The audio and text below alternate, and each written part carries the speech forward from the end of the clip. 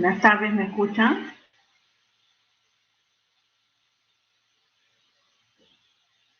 Sí, doctora, buenas tardes. Gracias. Voy a ver si mi pantalla, ¿cómo está? Si mi pantalla y mi audio funcionan, ¿ya? ¿Se mira mi imagen, mi diapositiva? También, doctora, sí se ve. Ya, vamos a esperar unos minutos que se unan más de sus compañeros para empezar.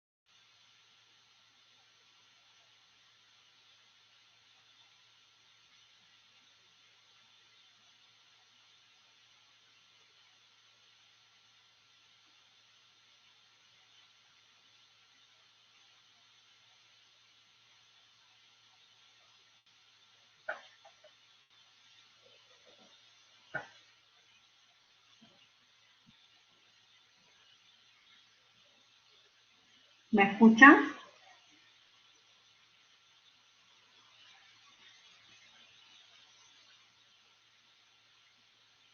Sí, doctora. Sí, doctora. Gracias. Vamos a empezar la clase de desorden cerebrovascular. Buenas tardes a todos.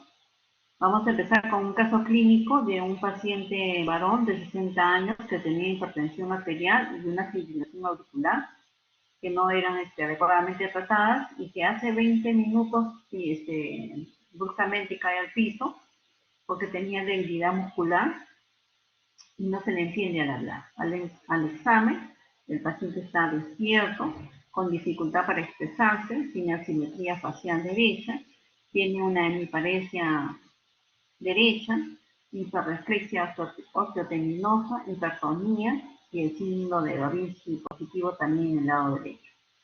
Entonces, el objetivo de esta clase es revisar la anatomía vascular cerebral, revisar la autorregulación del flujo sanguíneo cerebral, ver de qué se trata el desorden cerebrovascular isquémico, la cascada isquémica, la cascada inflamatoria, la barrera hematoencefálica, luego ver el desorden cerebrovascular hemorrágico y vamos a ver la fisiopatología del síndrome de liberación piramidal.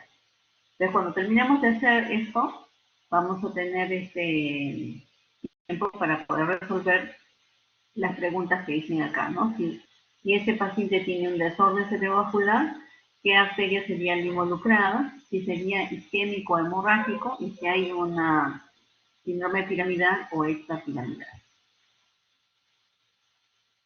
Entonces vamos a hacer una revisión somera de la circulación cerebral. Tenemos una circulación anterior y una circulación posterior. La circulación anterior está dada por la carótida interna y la circulación posterior por la arteria vertebral. ¿Cuál es la conexión de estos dos tipos de circulaciones? En que hay comunicantes anterior y posterior que hace que ambas circulaciones tengan, como su nombre lo dice, ¿no? Una comunicación.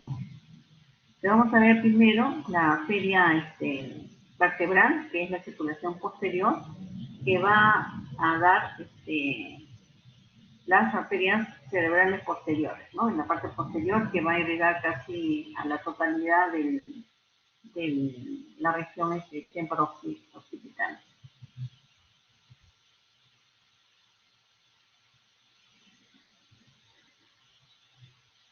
Y tenemos la circulación anterior, que está dada por la carótida común, que se divide en carótida externa y carótida interna. Y esta carótida interna va a ingresar y va a producir la división de aparte de las arterias oftálmicas, de las cerebrales posteriores y las cerebrales medias, ¿no?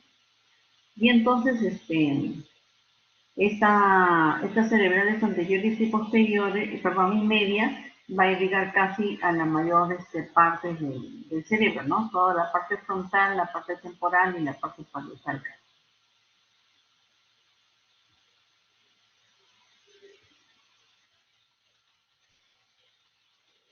Entonces, la arteria cerebral media, hemos dicho, ¿no? Acá está, perdón, la arteria cerebral posterior, la arteria cerebral media y la arteria cerebral anterior.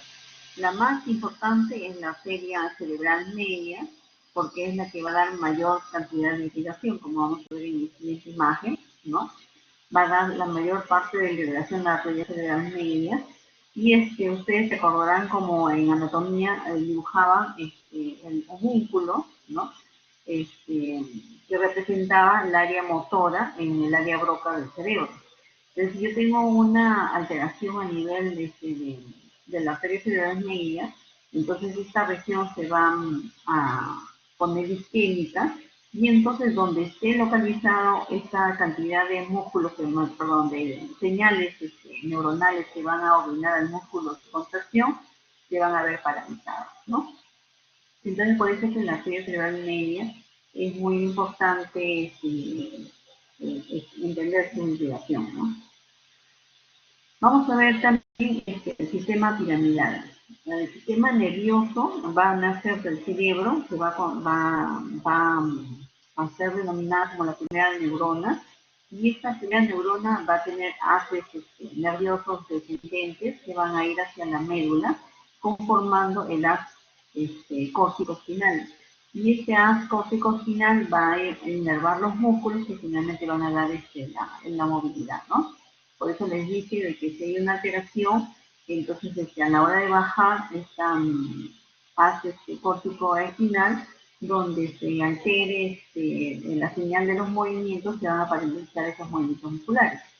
Pero también este sistema haz piramidal también tiene otro recorrido que es el tracto córtico nuclear, que también nace a nivel de la corteza cerebral, pero se va hacia los núcleos motores, ¿no? Entonces, si hay una alteración, paraliza esos núcleos motores. Por ejemplo, como en la cara, si se paraliza el mismo pan, se produce entonces una parálisis facial, por ejemplo, ¿no? Entonces tenemos el haz córtico espinal que va hacia los músculos terminales y el haz córtico nuclear que va hacia los núcleos, a los núcleos de los pares craneales, ¿no? Vamos a ver un poquito el detenimiento de ese haz piramidal.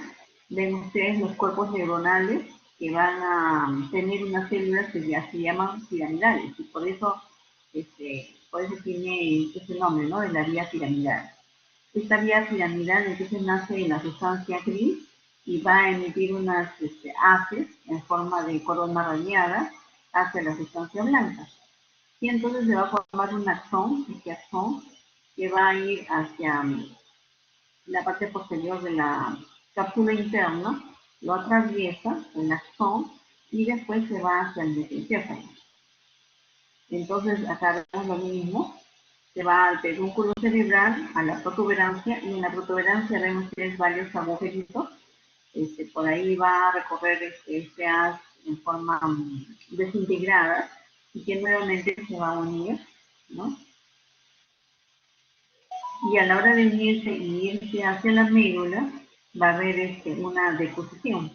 Casi el 80% de este haz se va a ir hacia el lado contralateral. Entonces, si yo tengo una afectación en el lado derecho, se va a ir al contralateral, entonces se va a afectar en mi cuerpo izquierdo y viceversa, ¿no? Y finalmente la zona depositada se va a ir también hacia el músculo, donde se va a producir esta señal de contracción muscular, ¿no? Entonces, si yo tengo una alteración a nivel del haz córtico espinal, pero de la primera neurona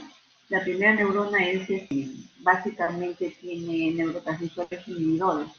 Entonces, si se inhibe el inhibidor, va a producirse una activación. Entonces, el paciente va a liberar esta motoneurona inferior y va a producir, como ven ustedes acá, una contracción de los músculos, ¿no? Un aumento de los reflejos también de estos músculos. ¿Por qué? Porque se ha disminuido la parte inhibitoria de ese haz córtico espinal. Y también va a haber otros signos de activación, como es el signo de Da Vinci, que es el producir una estimulación a nivel de la planta del pie, y entonces los dedos se van a abrir como un abanico y el dedo pulgar, en lugar de producir una flexión, produce una extensión, ¿no? Y también va a haber este otro signo que se llama el signo de la rueda dentada, donde uno flexiona la muñeca, ¿no? el antebrazo, y entonces a la hora de flexionar se ve como si estuviese atracado, ¿no? Entonces se mueve y se atraca, se mueve y se atraca, se mueve y se atraca, eso se llama el signo de la rueda dentada. Entonces este paciente donde hay una disminución de la inhibición y hay una excitación de la segunda neurona, va a haber parálisis pero espástica, hipertonía y los signos anormales, ¿no? En cambio, si la alteración es a nivel de la segunda neurona, entonces se va a inhibir lo que es activación y se va a predominar los neurotransmisores inhibidores. Entonces, al contrario, va a haber hipotonía, ¿no? Hiporreflexia, y no va a haber estos signos que hemos mencionado de signos patológicos, ¿no? Entonces, cuando se altera la primera neurona, o sea, la parte cerebral, hablamos del síndrome piramidal. Y cuando se altera la segunda neurona, entonces hablamos del síndrome extrapiramidal, ¿no? Entonces, en el síndrome piramidal, por lo tanto, va a haber el tono aumentado, los reflejos aumentados, va a haber signos patológicos. Y en la segunda neurona, como está predominando todo el inhibitorio, va a haber el tono disminuido, los reflejos disminuidos, no va a haber reflejos patológicos, va a haber una atrofia intensa del músculo. Entonces ahora vamos a ver la enfermedad cerebrovascular. ¿Cuál es su definición? Es la anormalidad cerebral producto de que haya un compromiso de los vasos sanguíneos, ¿no? ¿Cuáles son los factores de riesgo? Hay factores de riesgo modificables y no modificables. Entre los no modificables está la edad, por ejemplo, la raza negra, el género masculino y la historia genética. En cambio, los factores modificables están la hipertensión, la diabetes, la dislipidemia, el que haya habido otro trastorno cerebral anterior, el tabaquismo, ¿no? Y lo decía. Entonces, tenemos que ver cómo es que se regula el flujo sanguíneo cerebral. Si estamos diciendo que el desorden cerebrovascular es por una disminución del flujo sanguíneo, tenemos que saber cuál es lo normal. Perdón. Entonces, miren, el flujo sanguíneo normal es más o menos 750 a 900 mililitros por minuto, que significa el 15% casi de gasto cardíaco. Más está en la sustancia blanca, perdón, en la sustancia gris que en la sustancia blanca. ¿Qué hay en el cerebro? Hay neuronas, hay astrocitos, hay vasos sanguíneos y hay peritonios, ¿no? Entonces, ustedes ven que la masa encefálica se encuentra en una caja, que es el cráneo. Entonces, esta no puede disminuir ni aumentar de tamaño porque tiene que corresponder a ese continente. Entonces, hay comunicación entre las células, por ejemplo, entre la neurona, el estrocito, el endotelio, a través de ligandos, de enzimas, de factores de crecimiento, de citocinas. Pero hay comunicación entre células nerviosas, entre ellas, a través de, ¿cómo se llama?, de iones, principalmente de iones, y de receptores, neurotransmisores activadores, como por ejemplo el glutamato, ¿no? Ustedes saben que dentro de los receptores está el NMDA y también está el cainato y también está otro receptor, ¿no? Pero el más importante es el NMDA para el glutamato. Entonces, ¿cómo vamos a mantener este flujo sanguíneo cerebral? Entonces, el endotelio del cerebro tiene la particularidad de regular este flujo, ¿no? Por ejemplo, si yo tengo un aumento de la presión del CO2, entonces aumenta mi flujo sanguíneo cerebral. Si la presión arterial media aumenta, aumenta mi flujo sanguíneo cerebral. Pero si la presión de oxígeno aumenta, entonces más bien disminuye el flujo sanguíneo cerebral. De igual modo, también el equilibrio ácido-base. Mientras yo tenga más iones ácidos o si no CO2, entonces se va a producir una mayor dilatación y entonces aumenta el flujo sanguíneo cerebral también. Tiene que ver también la presión de perfusión cerebral, ¿no? Esta perfusión cerebral tiene que ver con la presión arterial media menos la presión intracerebral, ¿no? Que más o menos es 25 a 30 toques. Si hay una alteración de esta presión, entonces se va a alterar la barrera hematoencefálica. Porque ustedes saben que esta barrera es muy selecta, ¿no? De escoger qué solutos que iones van a ingresar. Y también el endotelio tiene que ver mucho con el gradiente oncótico y la gradiente osmótica. Ustedes han estudiado, por ejemplo, en los pacientes que tienen hepatotoxicidad o que tienen una cirrosis hepática donde hay disminución de la presión oncótica, igual no ocurre en el nivel del sistema nervioso central. O cuando hemos revisado, por ejemplo, los pacientes que tienen hipernatremia o hiponatremia, quien sufre la movida del líquido es también la célula cerebral, ¿no? Sí he estudiado también qué intervención tiene el simpático y el parasimpático, sin embargo no se ha visto que haya una gran compromiso de estos sistemas en la circulación, ¿no? Y también está la resistencia cerebrovascular, que depende mucho de la viscosidad sanguínea, del problema de perfusión, del tamaño del vaso sanguíneo y de la velocidad de flujo. Entonces, esta regulación que tiene el flujo sanguíneo normal se puede perder cuando hay un trastorno, por ejemplo, un traumatismo encefalocraniano, una hemorragia, un paro cardíaco, tumores, etc. Entonces se va a perder esta presión intracerebral y por lo tanto va a haber una alteración también de la barrera hematoencefálica. El desorden cerebrovascular se divide en dos. El desorden cerebrovascular isquémico, que es lo más frecuente, y el desorden cerebrovascular hemorrágico, que es lo menos frecuente. Dentro de lo frecuente, el 85% de los isquémicos están los trombóticos, es decir, que se origina un trombo ahí mismo, en esa misma arteria, y entonces no se puede llenar esa zona. Y están los embólicos cuando viaja el émbolo, el trombo viaja, entonces se convierte en émbolo.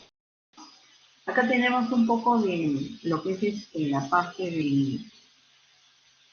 de epidemiología, para que vean ustedes de que, bueno, se hizo un estudio en el 2014-2015 y vieron que los mayores incidencias de este desorden cerebrovascular ocurrían en La Libertad, en Arequipa y en Lambayeque, y menos en Loreto y Lima, ¿no? Entonces ya habíamos dicho de que la definición era una interrupción del flujo sanguíneo, ¿no?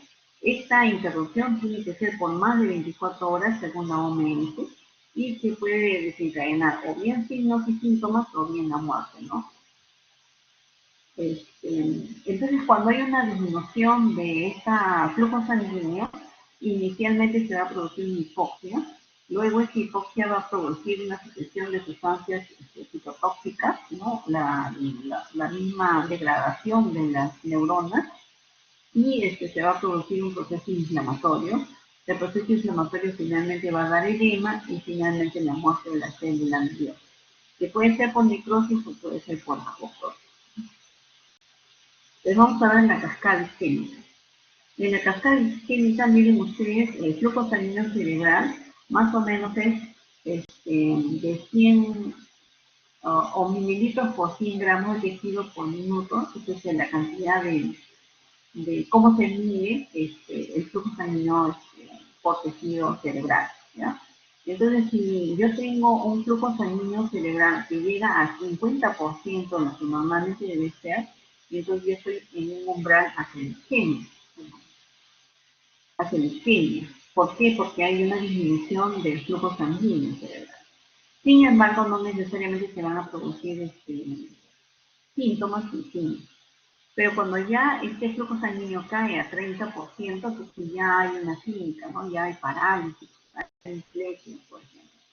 Cuando este trastorno baja a 20, entonces ya hago un electroencefalograma y probablemente ya hay una isquemia en ese tejido cerebral. Y si es que hay 10% nada más de mililitros por cada 100 gramos de tejido por minuto, entonces ya se produce la muerte de esta célula cerebral, ¿no? Entonces habíamos dicho de que hay una oclusión del vaso sanguíneo, ¿no? Y entonces esta oclusión va a producir, en primer lugar, una despolarización de las neuronas a través del NMDA, que ya hemos dicho que estaba acá, que era un receptor del glutamato, ¿no? Entonces esta sustancia, el glutamato, es un excitador. Y lo que va a hacer es excitar demasiado a todas las neuronas que se encuentran ahí recetándose, ¿no? Ese aumento de la excitabilidad y el aumento de la este, despolarización de la membrana trae como consecuencia un aumento de la permeabilidad celular al calcio. y esto va a aumentar las metaloproteinasas de la matriz celular, tratando de corregir, de reparar el daño. Y esta isquemia va a dar un daño a nivel de la mitocondria, y la mitocondria va a iniciar la apoptosis a través del aumento de las catequinas, ¿no? Entonces, como vemos en esta cascada isquémica, hay disminución de oxígeno, de ATP, una gran despolarización de las membranas que lleva a aumentar un neurotransmisor excitador como es el glutamato, y que eso va a traer consigo proceso inflamatorio, proceso de radicales libres y finalmente la apoptosis y necrosis de la célula nerviosa.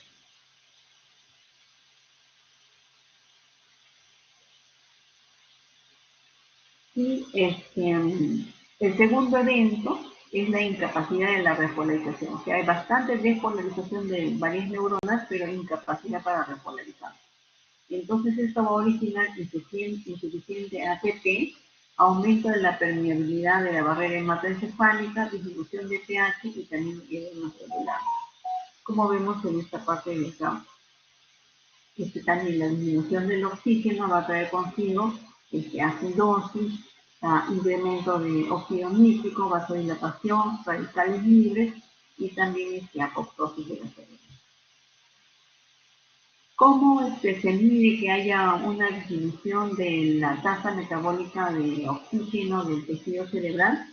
Mientras más central sea el área del infarto, de la isquemia, entonces va a ser menor el tamaño de la lesión, comparándolo si la lesión es periférica, ¿no? Hay poca correlación si es que la lesión es central, pero sí hay bastante correlación si la lesión es periférica, ¿no? Y la respuesta al tratamiento, más bien si es periférica, es mejor. Entonces, por debajo de 1.7 mililitros por 100 gramos de tejido por minuto de tasa metabólica de oxígeno, eso va a evolucionar a un infarto. Si está a 2.5 mililitros de flujo sanguíneo por 100 gramos de tejido por minuto, entonces quiere decir que estas células están todavía intactas y pueden seguir funcionando. Como les dije, hay dos formas de muerte de las células nerviosas. Uno es a través de la necrosis y otra es a través de la apoptosis. A través de la necrosis se va a producir una respuesta de lisis celular con liberación de contenido citoplasmático que va a originar una respuesta inflamatoria. No necesita energía y va a haber una pérdida de la corriente iónica con lema. En cambio, en la apoptosis sí es necesario tener energía para producir este evento, ¿no?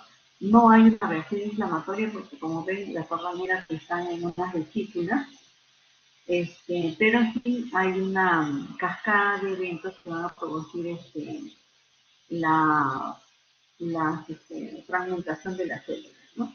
Como les dije también, la muerte celular por apoptosis puede ser activando a nivel de la mitocondria. Esa es la vía intrínseca de la apoptosis, ¿no? Hay una vía extrínseca que utiliza un receptor de membrana que se parece al factor de mitosis tumoral, ¿no? Y que va a activar a la procaspasa y después a la caspasa 3 y la muerte celular. Y finalmente también la vía alterna, que es el incremento de calcio, que también hemos mencionado, que hay un aumento de la permeabilidad al calcio, que también va a producir la activación de la procaspasa, caspasa 3 y finalmente la muerte celular. Entonces estas serían las tres vías por las cuales se puede producir la apoptosis en esta cascada isquémica de una célula nerviosa. Hay un área que se llama área de penumbra. Esta es la área central de Cori y esta es el área de penumbra. ¿Qué se dice de esta área de penumbra? Se dice de que tiene una tasa metabólica, es decir, ocurren cambios metabólicos, pero no eléctricos, y eso significa que puede ser una zona de recuperación. En cambio, en la zona de muerte cerebral ya no hay ni actividad metabólica ni tampoco actividad psicoeléctrica, ¿no? Ahora vamos a ver la cascada inflamatoria que se produce en un desorden cerebrovascular isquémico. Cuando hay un desorden cerebrovascular y se saca líquido cefalorraquídeo, se va a ver que hay células que tienen que ver con la inflamación, ¿no? Se ha visto de que hay citoquinas proinflamatorias como el factor de necrosis tumoral alfa, la interleucina 1 y otras enzimas y factores de crecimiento, ¿no? Que van a activar a las células T y las células T a su vez van a producir también otros factores de proinflamatorios, ¿no? Acá vemos un astrocito. Este astrocito está, una microvía que está inactiva. Ustedes saben que la microvía funciona como si fuese un macrófago, ¿no? Entonces, lo que va a hacer es tener receptores, ya sea para patrones de reconocimiento de patógenos o si no para células que están dañadas, ¿no? Y entonces lo que va a producir entonces es una activación de esta microvía. Se va a activar la microvía y va a adoptar una forma neuroide porque su función va a ser fagocitar y va a crear más complejos mayores de histocompatibilidad porque se va a convertir en una célula presentadora de antígenos. Entonces tenemos la microvía que está activa, la microvía que está activa y entonces va a sintetizar y va a excretar sus citoquinas proinflamatorias como la interleucina 1B que hemos dicho, el factor de necrosis tumoral alfa y también el interferón gamma, ¿no? Así como sustancias reactantes, óxido nítrico y el glutamato. Entonces, estas sustancias van a ir hasta la célula nerviosa y va a producir una apoptosis de la célula nerviosa y ya no va a haber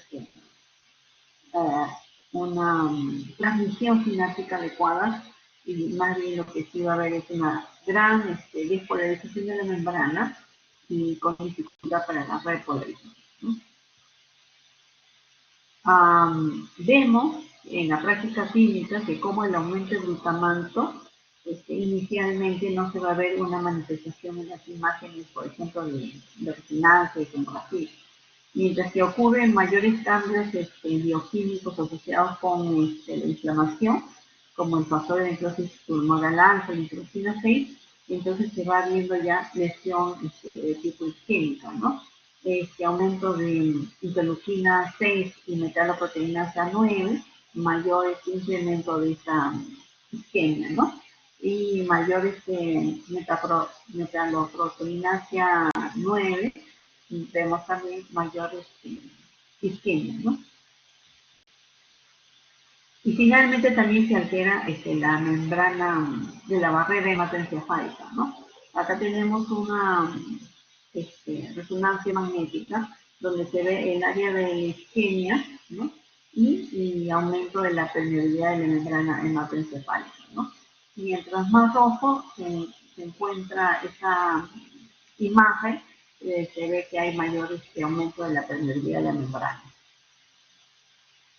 Ustedes saben que esa membrana o barrera hematoencefálica es muy selectiva, ¿no? Entonces puede transportar agua a través de la zona paracelular, puede también transportar algunas sustancias a través de la difusión, a través de transportadores de proteínas, a través de receptores, ¿no? O puede ser que de repente en la misma célula nerviosa se produzca en el mismo endotelio se produzca la inactivación y la salida de las sustancias, ¿no? Entonces esta barrera se encuentra hecha por el endotelio, sus uniones del endotelio y también por los astrocitos, los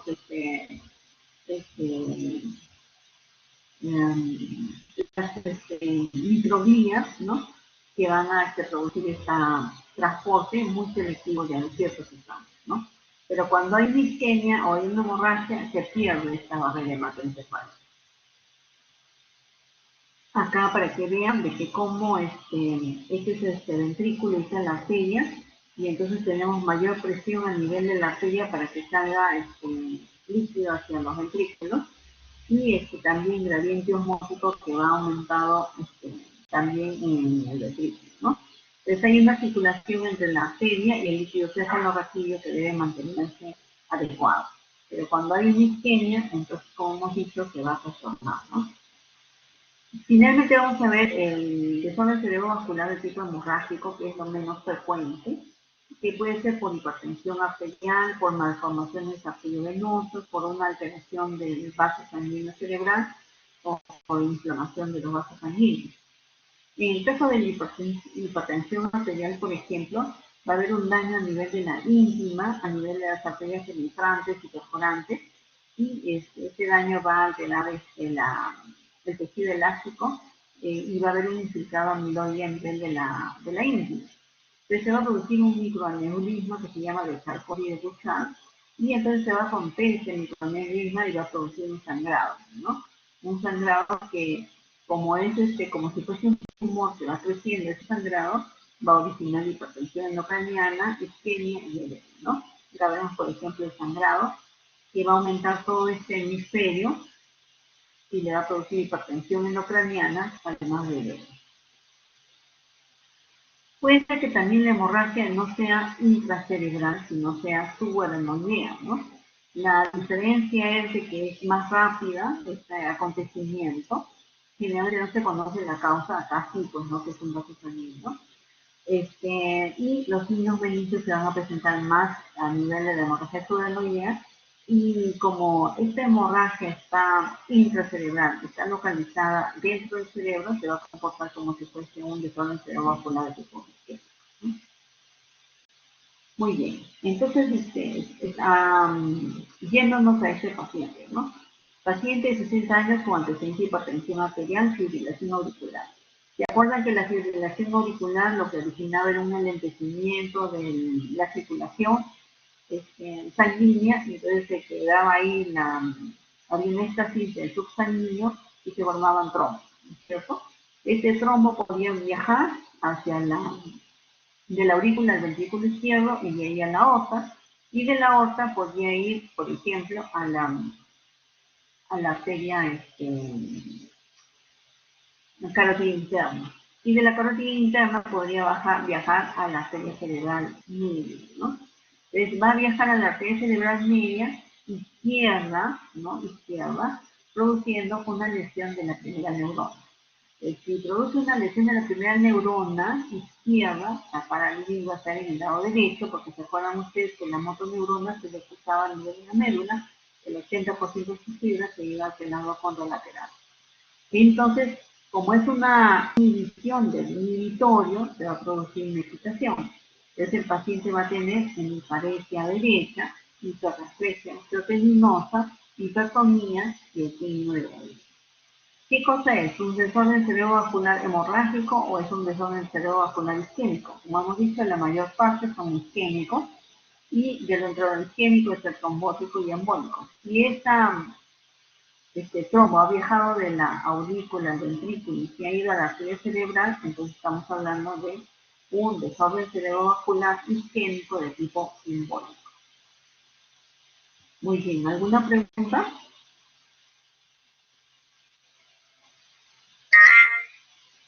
Un ratito. Sí, doctor Taguada. No, pues, doctora, ¿a qué hora es el examen de patología? ¿A qué hora qué? Es el examen,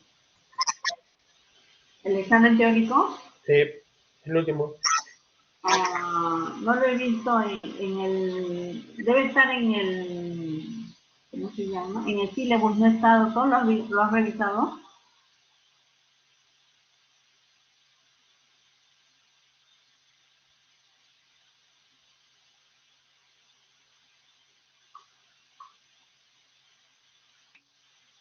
Ya, si no está, tiene que ser en horas de clase, doctor. Probablemente va a ser el el día domingo, dice, ¿no? Sí, lo que digo es que no hay hora, pero sí día, es el día 12, pero no la hora. Ya, probablemente, como siempre tomamos los pasitos, de repente a las 10 de la noche del día domingo. O sea, tal vez pues a las 10, ¿no? Sí, probablemente sí, doctor.